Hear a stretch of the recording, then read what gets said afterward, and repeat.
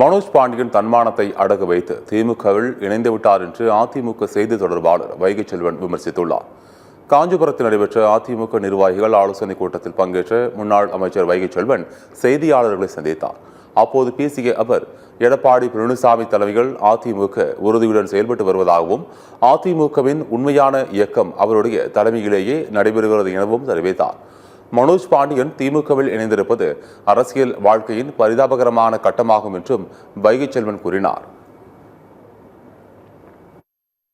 முன்னேற்ற கழகம் அண்ணன் எடப்பாடியார் தலைமையிலே மிக சீரிய முறையிலே செம்மாந்து நடைபெற்று வருகிறது.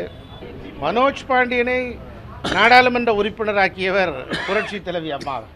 இது யாரால் வந்தது, எந்த இயக்கத்தால் வந்தது, எவரால் நீங்கள் உருவாக்கப்பட்டீர்கள் என்பதை நன்றி மறந்து இந்த திமுகவுக்கு பஞ்சம் பிழைக்கப் போயிருக்கிறார் என்பதைத்தான் இப்போதைக்கு எங்களால் சொல்ல முடியும். தன்னுடைய தன்மானத்தை அடகு வைத்துவிட்டு திமுகவிலே சரணடைந்திருக்கிறார்.